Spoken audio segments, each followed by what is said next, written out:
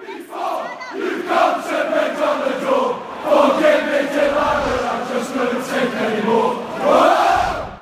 Welcome to the Bear Pit Pod. We're back after we said we'd be back after the last one after a win against Preston, but it didn't quite. We did. We signed off on that, didn't we? Didn't quite happen. We were confident that would come to play. Yeah, was it better? A little bit better. Apparently, yeah. I feel like I'm going to be clutching at a lot of straws here because he's just trying to make himself feel a little bit better. But I don't know. What do you reckon? The general consensus seems to be that it was a little bit better, but still not good enough. So it's just how long will that take till we're at that level? Because I'll tell you what, I don't think we look like a team going back to the Premier League at the minute. We don't. I'm still kind of holding on to that notion that it's very, very rare that you see a team start out the blocks immediately and are just brushing teams aside. And I'm still very much in the camp of we need to give this team at least 6-7 weeks from the start of the season, at absolute minimum, before we can draw any conclusion. But at the same time, I'm under no illusion that we need to start seeing some sort of decent performance soon. Soon. Agreed. Sooner the better. Yeah. Well, we can start tomorrow night at Wigan, can't we? Since we did the last podcast as well, we've signed a player on loan, which is Cuco Martina. Yeah. From Everton. Do you know much about him? I'm not going to claim to know anything about him or give it any insight at all. I'll put that to you, Al. I remember he scored that goal for Southampton when he was at Southampton against Arsenal, which was a screamer outside the foot. Everton, I don't think he was rated very highly by any of the fans. We had people posting to the Bear Pit, Everton fans thanking us for taking him off the runs. Ped from Toffee TV messaged me saying, cheers, all the best. So he really wasn't rated. No, by I got fans. that when we kind of signed him. A lot of the Stoke fans were under that impression as well. But it won't be the first time that a player's turned his career around. Like you say, that goal he scored shows that he's got something to produce that goal. Anyway, you'd think. Yeah, definitely. So you never know. I think it comes in as a utility signing because he can play, I think, right and left back. Yeah, maybe across midfield also. But I think we are getting a little bit desperate in the loan market now. You say that, but we're going to come on to Woods.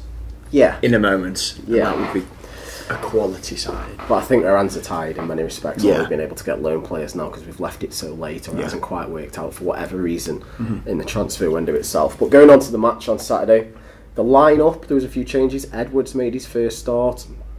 Allen and Fletcher in the middle again, and we went with two up top. There was no Bojan, and Berahino started. Yeah, when I saw Berahino on that starting 11, I couldn't believe it. I just thought there was no hint or suggestion that he was pulling up any trees in training or anything like that, was there? I thought Bojan had a great game, a good game the game before, and it just come from nowhere, this one. I mean, it seems that they've got a lot of faith in Berahino in training. Kevin Phillips is quite vocal about that. Yeah.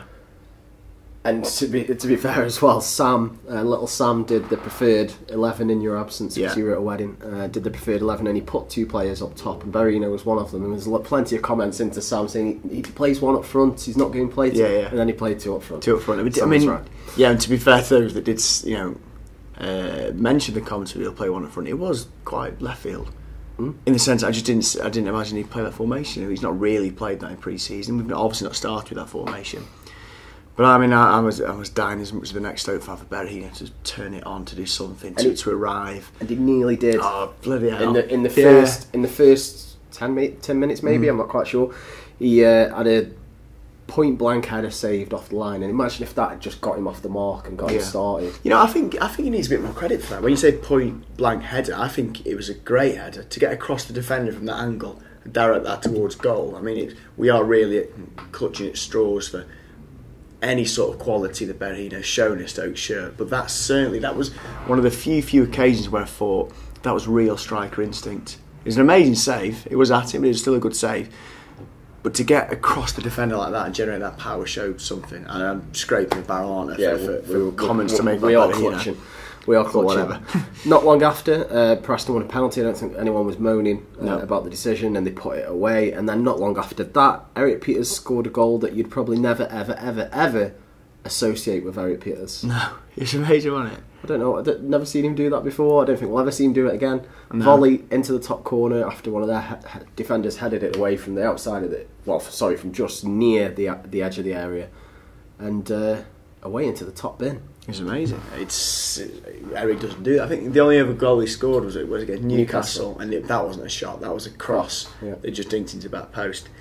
So yeah, we've done it. We got ourselves back in the game, rolling into half time, and then what was that? 45 plus 5 or something daft like that. Daft, yeah. Right on the whistle. We conceded from a sloppy set piece, really.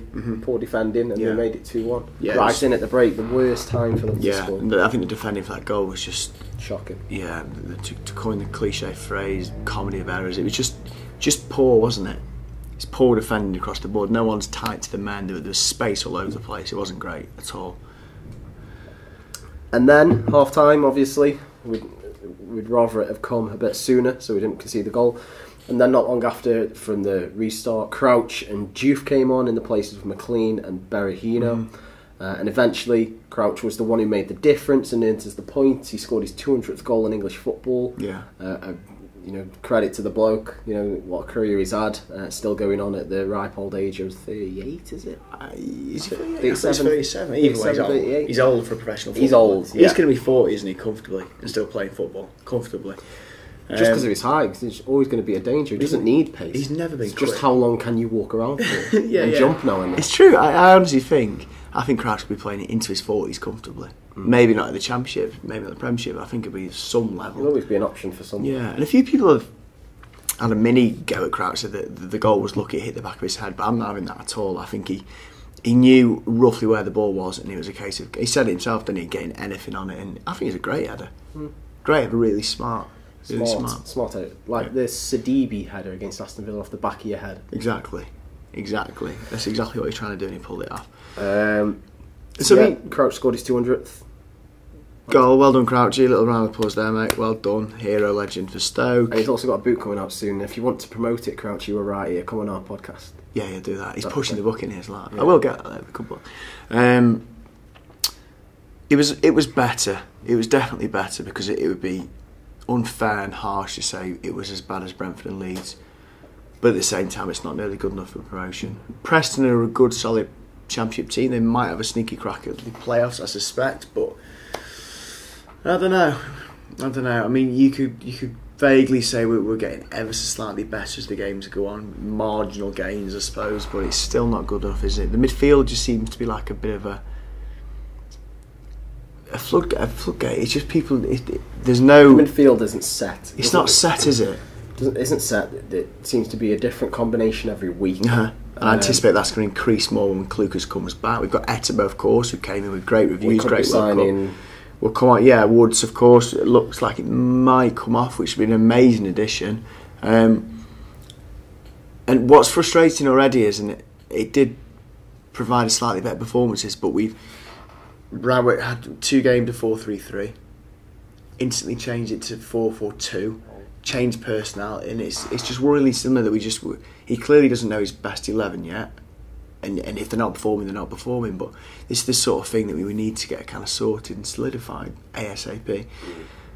And I'm not saying he should have stuck with 4-3-3. If it wasn't working, it wasn't working, but it's just a little bit worrying that he clearly doesn't know what's right for us at the moment, and to be fair, neither does any Stoke fans. I can really tell. God knows what we're going to play against Wigan. I don't know what works at home. I don't know. God knows. We're not quite sure. No one knows what the team's going to be. And wasn't that the tale of all last season as well? How many different formations and players did we try last year? It'd just be nice to have a philosophy and a set way of playing football. Yeah, because I think we're right in the middle. We don't know what that is at the moment. Best performance from the game, I think Ashley Williams has a shout at that. Potentially Crouch, for getting the goal. Yeah. Worst, you could probably put James McLean there. I think I saw a lot of people think he had a bad game. Yeah. Potentially Ince. Both the wingers seem to be quite quiet. It's weirdly, again, we had this, I won't call it an argument, Elliot, because I think we're quite civilised with it, but last week we had a bit of a discussion about, you thought Ince was awful against Brentford. I thought he was good, arguably the man of the match. He got it officially. And I seem to see the same sort of debate occur against Preston. Some are saying that he was great. Some are saying that he was rubbish. I don't know what the reality is. I think he's doing all right. I think he's on the ball in the right areas. He looks like he's got a bit of pace, a bit of skill about him. I think it's a matter of time before he drops properly and really starts clicking. Yeah. Let's hope that's the same for the rest of the team. And you could probably put in the bracket of worst, even though he scored. Eric Peters didn't have a great game. A few defensive mistakes, which he's since owned up to. Colin came out and said, obviously, he scored, but he knows he needs to be better defensively. I mean, that's been the story for a few seasons now, to be honest, Eric. Yeah. So yeah, man of the match, I'm struggling to find one, but I'd probably go Williams. I think Williams had a solid game. Mm-hmm. I wouldn't want India to get injured against Brentford, but I feel so much more comfortable with Williams at centre back. So much more comfortable. He had a bad time at Everton, but people forget how great he was at Swansea. And he wasn't captain of the Premiership side for so long for being poor, obviously, and captain of Wales at the Euros as well. I think he's a great sign. I'm over the moon we've got him. Desperately needed him as well. The incident we haven't spoken about in the game, which we've come on to retrospectively, Nice, very good, yeah, is the Joe Allen elbow. It's assault. Call it assault from former player Paul Gallagher. Yeah, it's ridiculous, isn't it? Daft. I mean, I know the game's played. The ref was right there to see it as well. I know it's played at a quick pace and all the rest of it, but come on, it's ridiculous. I mean, we have got the hindsight. I've seen that gruesome picture of Allen getting smashed across the face. It looks ridiculous, but that sort of stuff should be evident then and there. And we might not have gone to win the game, but you just want a bit of kind of perspective, don't you? Surely to God that was obvious if you're on the pitch in the midst of the action. And Alex Neil, the Preston manager, came out and said he was defending himself. Defend yourself from what? I've got no idea. But as we say, like we've come onto the topic retrospectively, Paul Gallagher's been retrospectively banned for 3 matches. Yeah.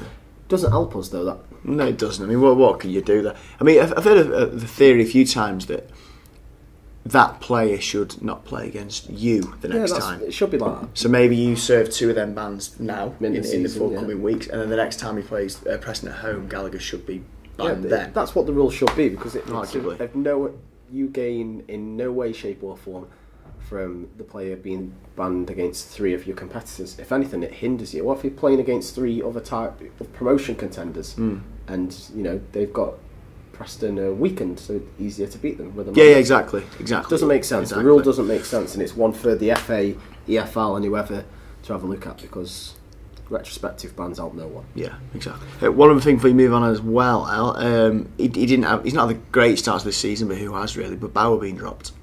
What do you reckon? Interesting. I think it's a bit harsh. Like I say, nobody's performed well, and he was even though he played half a season, I'd say he's arguably one of our best players last year in the Prem. I think against Brentford he did look a bit like a headless chicken. A little bit. I'm not sure if that was him just trying. I just think he's trying it. I mean, Tom Edwards did right, I suppose, but I just think that's a little bit harsh. I think if you get Bauer right and firing, I think we've got one of the best fullbacks in the league, but I don't know, just a bit of a funny one for me that I'd like to see a little bit more patience with Bauer around that one. I think he's done enough to kind of earn that spot. Yeah, it'd be interesting to see who plays against Wigan tomorrow. Yeah, it will. Because I don't personally feel that Tom Edwards has done enough to say, right, that's his spot now in that one game. I think Bauer should be back in. How old is Edwards? 19. 20. It's not like Bauer's been like Eric Peters, i.e. for a long time. He's had a very inconsistent time. For me, he's generally, by the last 2 games, been brilliant for Stoke, and I just think that was a little bit premature to drop him so quickly, unless I'm missing something, but I don't know. Maybe we are missing something, don't know. You never know in these days in football. No. We also have to say rest in peace Jimmy MacElroy. The sad news yesterday that he passed away aged 86. He was a fan favourite at Stoke and part of the side that won the 2nd Division title in 1962 and 63. Yeah. And everyone from the Bearpit TV had thoughts with his friends and family. Obviously, I'd have never seen him play. Wasn't even anywhere close to being born then. No. But I think he was a huge player for Burnley as well. I think he won the league with Burnley. I might be wrong with that, but I'm not a Burnley fan. But I think he won the league, the 1st Division title with Burnley. So he obviously was a very, very talented player for the time. And yeah, very sad.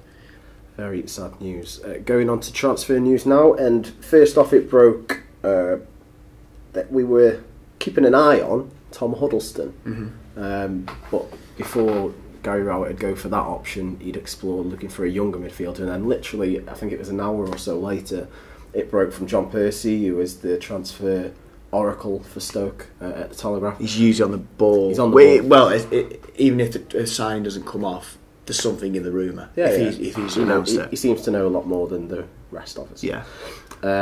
Is that we're going for Ryan Woods. Woods from Brentford. Yeah, from Brentford, who we faced the other week. 6.5 million, which would be an initial loan with that fee. What you have to buy, because obviously we can only get loans now. Yeah. This is another ginger-haired midfielder. Yeah. Gary Rowett loves his gingers, and a lot of people are asking the question now with Clucas in, with what we've already got. We're just getting tons and tons of stockpiling midfielders. We are, because I've got there's a good mate of mine. I think you met Dom. He's a Brentford season ticket holder, and he absolutely raves about Woods. I forget what the quote he gave me, was something like, for him rather, he's the best defensive midfielder in the division. Really? He thinks he's phenomenal. He should be in the Prem. He's certainly going to the Prem anyway. And I've known of Woods being Brentford's best player for a long time, courtesy of my mate who was raving about him and stuff. So when I heard that we were in for him, my initial thought was, what, amazing, because I really trust this guy's opinion on Brentford players. I thought he'd be an amazing addition. Having seen him a few times, he's clearly talented. I was delighted, but at the same time, a bit like, I don't know if the central midfield is our priority. I know they've not played great so far, but we've got bloody tons of them, absolutely tons of them. So I'm really torn between, well, yeah, he's an amazing player, really, really good player, and Brentford fans kind of see that, Stoke fans see that, general football fans know that. But at the same time, I don't know what this is doing to our formation. I don't know how we're going to, because Etebo's class. Even though it's not starting at the minute. Yeah, well, I say Etebo's class. He's got a good reputation. He's had a great World Cup. He's been a good player. Joe Allen's just signed a new contract, and many Stoke fans thought that he would be off, as did I. So I'm not saying you have to play Joe Allen because of that, but it suggests that he's got to be figuring in the first 11 plans somewhere. Got Darren Fletcher. A lot of Stokies don't rate him, but Rowett appears to be rating him. And then Clucas, of course, we just bought him for, what was it now? 5-6 million? I forget now. 5, I think. 5 million. Maybe rising to 6. Maybe rising to 6. Clearly in the plans of Rowett as well, or why would you buy him? And then you're going to stick in Woods as well. That's five centre midfielders, and I don't know. You can only assume that Joe Allen and Clucas are going to be in the plans to start, because one signed your contract, we bought one for 5 million, rising to 6. So where does Ryan Woods fit? I don't know, but I'm torn. He's brilliant. I'd love to see him at Stoke, but I don't know where you fit him in. I suppose what I am saying, if we've got 6.5 million going spare, so to speak, I think there's other areas of the team we need to be looking at, potentially left midfield at the moment, because I'm not sure about. Definitely. I don't know. Does that make any sense there? Was I rambling? Yeah, no, you did. Happy with the potential signing, but I don't know how where he fits in. I'm more than happy for him to come in now and take the place of Fletcher. Yeah. I'm more than happy with that until Clucas is fit. Yeah, but then when Clucas gets fit, I mean, it's ridiculous. It's a 3. I've got no idea. Yeah, it's the old cliche, isn't it? It's a great problem to have. I'd rather have too much quality in a certain area than not enough. And the midfield, I'd argue the central midfield, area of the pitch has been our weakest of the season so far. So I can't grumble too much more quality, but we stockpiling for the winter. Central midfielders, I don't know. It's bizarre. And then you can even factor in further. You've got Bauer and Jeff Cameron, Charlie Adam. We've got absolutely tons of them. Even though some of them should be leaving. They should be, but nonetheless they're in our squad still. Especially Charlie Adam, who, I don't know if you saw the clip from the under-23s game he played in last night. No, go on. Southampton player puts him on his arse. He literally falls on his arse. Tries to lunge in on a player, put on his arse, and they score. You know my stance. I don't ever go in too hard on Charlie, because I think he's done good things and tainted himself. But yeah, whatever. So Woods, I don't know. Time will tell. Clearly a good player, but a weird position to be looking to strengthen. I think, because I don't think it's the personnel we've got in there. I think it's the formation and tactics that aren't working for them. I agree. I think we could do with a lot more attacking-minded players, wingers, maybe a striker. Yeah, and Woods is kind of a deep-lying centre midfielder that plays that quarterback sort of thing. Not passes about and all that sort of stuff. So who knows? I don't know. Who knows? I don't know. There was also obviously a big incident at Preston as well at the weekend that's been picked up by a lot of national press, that's been picked up a lot on social media, and this was the pepper spray. Pepper spray incident, yeah. There was what I believe the situation is, because I've picked up a lot of different people's opinions. Read things like the oatcake. I don't go on the oatcake. I've just gone to have a look at what people said about this situation. But it seems that Stoke fans wanted to go out to have a cigarette. And as they've gone out, they've been stopped by police. Yeah. I'm not sure if they tried to think they were running out or whatever it might be, but they literally just wanted to go out for a cigarette.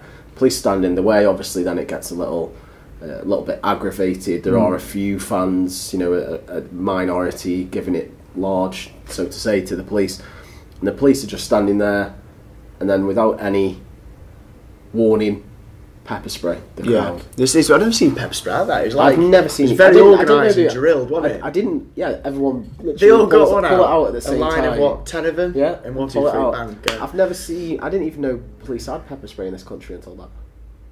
I've never really thought about it. To be honest, I don't know. I honestly, I'd never even knew that we used pepper spray in this country. I didn't even know it was allowed. I've heard of instances of it, but I'm not sure if it was for certain kind of events that they brought it with them. I don't know. So this is obviously now all under review. The FSF are having a look. Do you know what? It's quite ironic that the Preston PNE Police or Preston North End Police before this fixture were having loads of banter with everyone on Twitter, trying to be all nice, helping everyone out with getting to the ground. Recommending away pubs, pubs, and following everyone's accounts and interacting and being this fun police Twitter account, and that's blown up in the faces now because of what happened at the weekend. So that's one example of how social media for things like policemen doesn't really go that well when incidents happen. I mean, I wasn't there to physically witness this, but we've all seen the video. We've seen the video. I mean, I don't know what come before. I don't know what happened afterwards.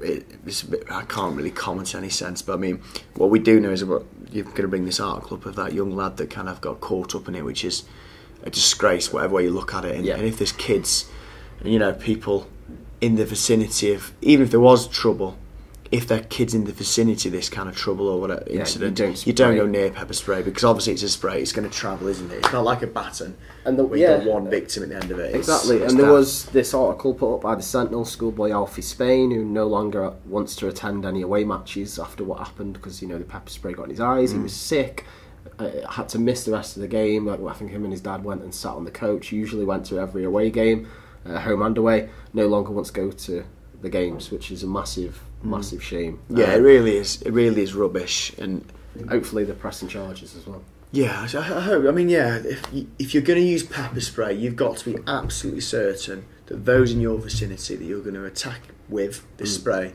there's no one that doesn't deserve to be a victim of it, and you can't. With knowing what pepper spray does, and as soon as it gets in the air, it affects everyone around. It seems like such an idiotic, and it's a concourse of a stadium. It's a concourse. We know what concourse is like. Pepper spray's just hitting the air, and and I've seen reports of some old people, elderly people, getting caught up in it all as well. Just seems so idiotic, and I couldn't think of a worse location in the world other than a lift. Yeah, to spray pepper spray than a concourse at a away ground. We know what they're like. They're absolutely chocker with people, and it's going to affect someone that's not involved in what may have been occurring before, so it just seems a bit idiotic. Exactly. So Preston North End Police, you've got some explaining to do. Yeah. Going on to the next story, which is who's in charge really of the transfer team and what's going on with the transfers at Stoke. And I bring this up because you sent me a message. Was that quite? Yeah. Can I read that or not? Yeah, I mean, it's not mine. It's not yours. It could be absolute rubbish. It could be rubbish, it could not. But it's interesting to share these sort of things, Craig, because you never know what could be true. But the message you sent just to stress, we don't know if this for fact at all. But we definitely don't. It was literally posted on a Facebook page. Yeah. But it resonated with me because it was something else that I'll go on to what I heard as well. So this is on Stoke Punks, whatever that is, page is. It could be absolutely nothing. It could be rubbish, but I'm going to read it out.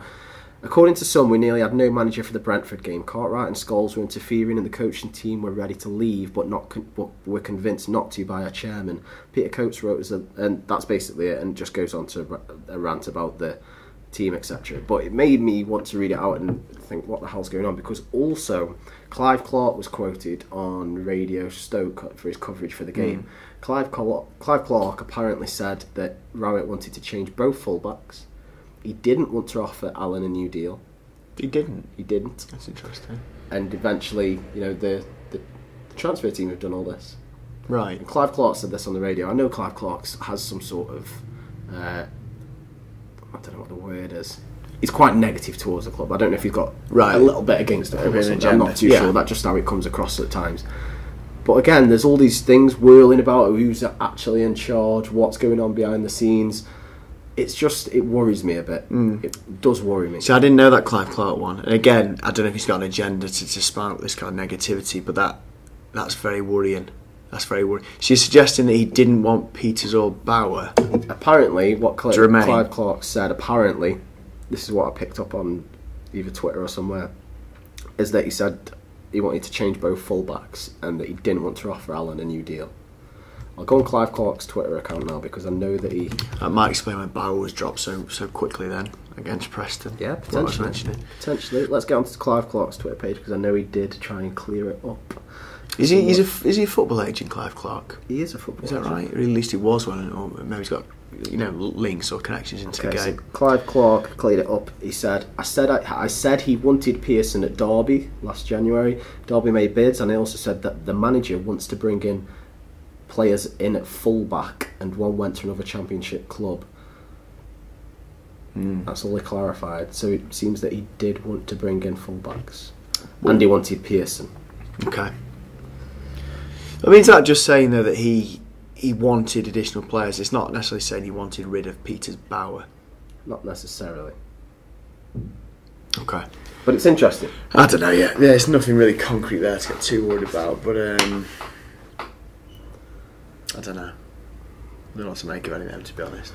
No. But, it like I say, it's not good to have these sorts of things whirling around where no one seems to know who's actually in charge. No. I know they've come out and tried to say that it's this and it's that, but it doesn't seem to be. I mean, his interview with Radio Stoke before the season started, he did make the point quite clear that if he doesn't want somebody to come to the club, they won't. Yeah, but that doesn't clarify if they're going to leave the club. No, I think what he said was it's always his final decision on who he gets. Yeah. But that's just a simple case of them saying, right, we've got you this player, do you want him, yes or no? Yeah. It's not, he's had absolute authority, right, go get me Pearson. Yeah. Not saying he's been able to do that, for example. Maybe. I don't know, we'll see. Right. We'll see. Let's get on to the... Got to be worried now. Sorry. There's nothing worse than like unrest behind the scenes is kind of always the start, isn't it? But this early on, you don't want that. So I hope it's a load of rubbish for now, or just rumours, unfounded rumours. Exactly. Who knows? Lee Hawthorne says, "What would you say to the players before the game tomorrow with only 10 words each, Max?" I want to see what you say here. I'll just counter. Go out and fucking win the game, you shits. That's what I'd say. Would you? Yeah. Dad rile them up. I think, I can't last a count. I think I'll go along something similar to that, to be honest with you. I try and squeeze in something about the money we're paying to watch. It's crap at the moment, but that's not 10 words, is it? No. Jake Hall, God's sake, Jake, leave us alone. Does the chant go, come on Stoke, or go on Stoke? I've been unsure my whole life. That's good. Go on. It's go on. It's go on, definitely, yeah. Always been go on. Oh no, I think it's go on. Well, it is go on, but I'm sure the odd rendition of come on Stoke's crept in there. I'm sure it's go on. I'm sure it's always go on. Go on, Stoke. But then when I kind of seen come on Stoke in my head, that seems quite familiar as well. Maybe it's just a bit of both, and depends what word slips out first. Stephen Johnson, if you could bring one player back in his prime from our 10 years in the Prem that would improve us now, who would it be? Easy peasy. Go on. Ricky Fuller. Really? Yeah.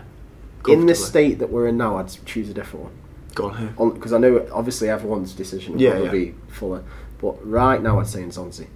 I think we could do with him. That's a smart answer, you know what? I'm going to stick with Fuller just because I think he's an absolute god and I love him to bits. But yours probably makes a bit more logical sense. Mine's more via emotion. Do you know what? Back on what we require now, it's Nzonzi or it's Arnautovic. Imagine if you had Arnautovic now in his prime. I think so. I just worry about his work. And we need a work rate. And a left. Yeah, maybe. Lefters. Yeah, I'm going to stick with Ricky, but understanding Nzonzi.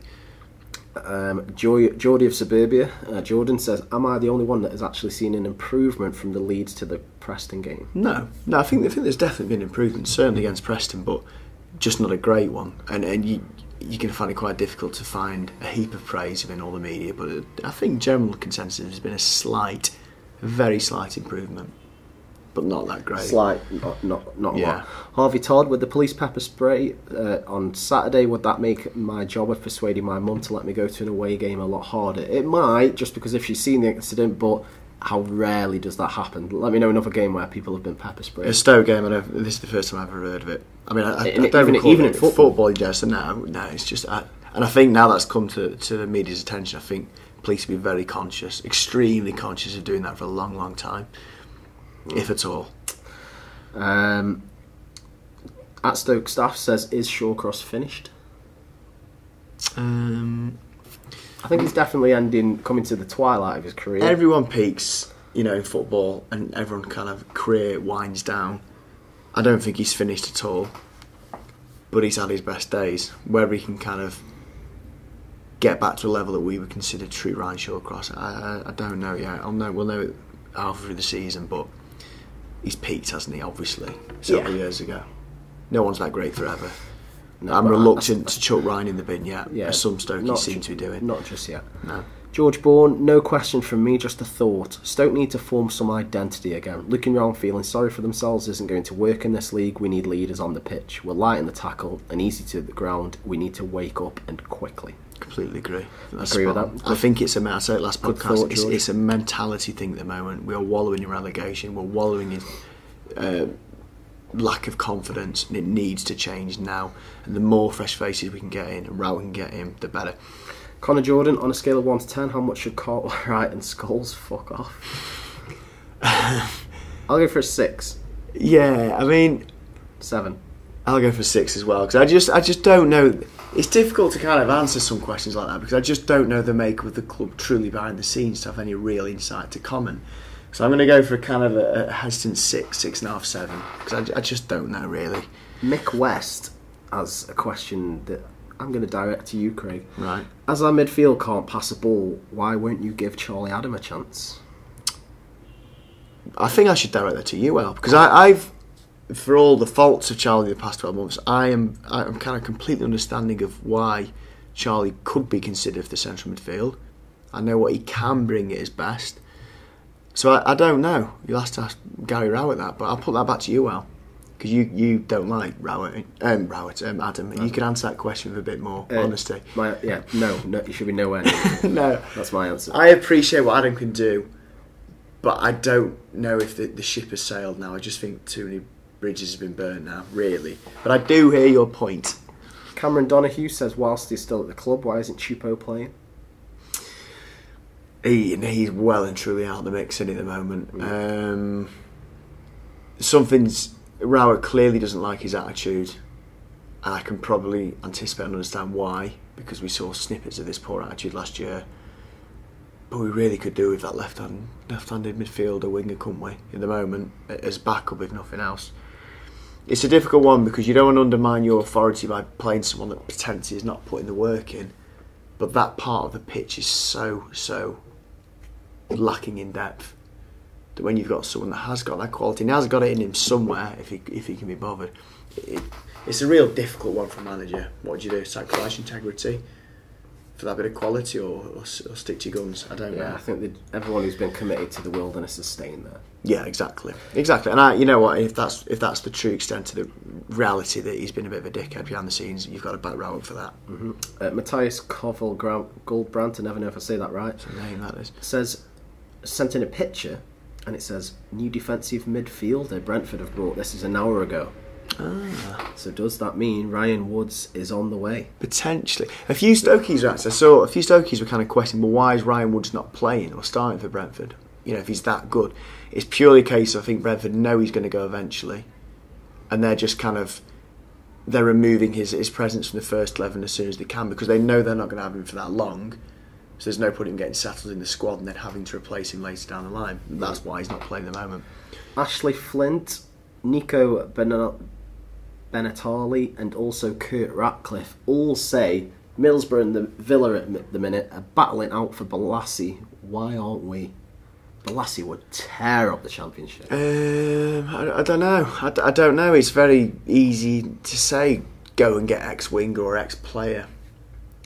I don't know. You'd like to think we've got more money than them at the moment. Definitely Villa. I'd love to. I mean, he'd be a phenomenal at Stoke. Of course he would. That's exactly what we need. Exactly what we need. Play both wings, tricky, pacey. Exactly what we need. Scores goals. You're gonna have to. I feel useless on this podcast sometimes because I can't answer that. I mean, what can I say to that? I think it'd be an unbelievable signing for the Championship. Go and get him Stoke. I doubt we will though. Sam Richards says, "What's Stephen Tries like in real life?" I knew you wouldn't know, Craig. I put that question to you. It's for me. Go on, what's this? Yeah, he sounds probably the funniest person I've ever met. He's as funny as you can imagine. That? He's a YouTuber. So. Oh, right, okay. Yeah. That's why I put it to you, because I knew you would have no you know idea. What? I thought you've mummy right. I thought it was like some bloody random youth player or going to show up my lack of Stoke knowledge. Like, who the fuck's that? Okay. Dave Bloor says Inverness Reds. Come on, you Potters. Go on the Inverness Reds. I didn't even know. Nice and positive message there. Didn't know they were Inverness Reds. At least one of them. So that's Facebook and Twitter questions. You're on Instagram, aren't you now? Instagram. So is go and follow us on Instagram if you don't already. It's near 3,000 Have we followers. sacked off Snapchat? Is that dead in the water? Snapchat's dead in the water. It's Instagram. It's a dead channel. It's dying. But we're only a bit off 3,000 followers on the old Instagram. You know, I don't think even I follow it. I'll do it after this. No, cheers, Craig. Also, because I've just seen a picture of Shaqiri and his Liverpool top celebrating it, but we'll put it out there to any other listeners. Happy Eid to all our Muslim followers. That's today, is it? Yeah, Eid Mubarak. Happy Eid to anyone listening who is celebrating. Right, let's have a look. Who's worse, Breck, Shea or Wimmer? Breck, Shea. I'm going to go with Wimmer because we at least when we had Breck Shea, I remember Wimmer having a good game once or twice, but Breck Shea never did. Breck Shea was probably the worst player, but I will reflect back on Wimmer's time with less fondness because it was just a disaster and we went down in and around Wimmer being here. Harry Watson says, what do you think will happen with Mbula? I just think he'll get shit. Oh, that's another one. I was doing my list earlier. How many? Centre midfielders have we bloody got? I think he'll just stand up. Ndiaye's. Ndiaye. I can't believe how long this list of midfielders. I forget half of them. I don't know. What was the question? Sorry, I just got annoyed. What'll happen with Mbula? He's one of the team of outcasts. Yeah, now, we need to make an outcast 11 and just let him get on with it. Join the Sunday League. Dan Ward 1999 to the nearest ounce. How much weight has Sido lost? I reckon he's lost about. I don't really work in ounces. I wouldn't know. I think in kilograms, I reckon he's lost about 10 kilograms. He's shed the best part of a stone, I think, but ounces, I'm not sure. The questions are a lot more brutal on Instagram, I've noticed. Are they? Aaron says Paul Gallagher's a C word. Right. Chester says, Stoke shit? No, Stoke aren't shit. Stoke's our club, they're not shit. Why does Rowett still not know he's strong as XI? We've sort of answered. Harvey says, do you think Stoke will be promoted still this season? Yeah, of course we will. Yeah? Yeah, it's me being positive there. Another YouTuber related question. James says, Elliot Howe was big tic-tac head. He was brilliant, absolutely brilliant. I don't have a clue who that is. You don't know any of this YouTube don't know stuff, social okay? media. Biggest missed opportunity in the transfer window? And G Stokes says Gale, in my opinion. Yeah, I was thinking between Richie and Gale. I think Gale would edge it slightly for me. I mean, he scored, 20 plus for Newcastle last time. But having said that, we are very, very short of wingers. So I'm going to change my answer to say Richie. Richie, yeah, Richie. That's mine. And I didn't give mine, did I? 100% Richie. I think he'd have changed us dramatically. We've got no depth there either, have we? There's a lot of questions about the pepper spray incident, but we've already covered that. Matt says, do you like Rowett's new haircut? He's had a short at the sides. He's had like a skin fade around the sides, I think. Little bit on top. Do you want me to show it you, Craig? Yeah, do you want to see it? Yeah, go on then. It's just, I wouldn't know it cut in general, to be honest. It looks the same to me, but fine. Yeah, good. You agree with that? Yeah, whatever, yeah. For the purpose of answering the question, yeah, it's great. And I think that is it. All the loads rest, on Instagram, isn't there's there? tons on Instagram, honestly. They're all got quite similar sort of... Yeah, we've sort of already answered them. So now we're on to tomorrow night. Wigan, the mighty Wigan. We'll win tomorrow. We'll win tomorrow, yeah. Did you say that about the previous games? Doesn't matter. don't remember that. We'll do Wigan it tomorrow. Wigan have had a good start. They have. They've been able to score goals. They narrowly lost to Villa 3-2. Their last game, I think they won at the weekend. Actually, we will win. We'll do it out. They did win at the week. They drew at the weekend 2-2 with Forest. Sorry. The week before that was the Villa game where they late got beat. They beat Sheffield Wednesday 3-2 at home. So I mean, they got 4 points. I mean, what are they doing? But they've been scoring goals. High scoring games. They've been conceding goals as well. Yep.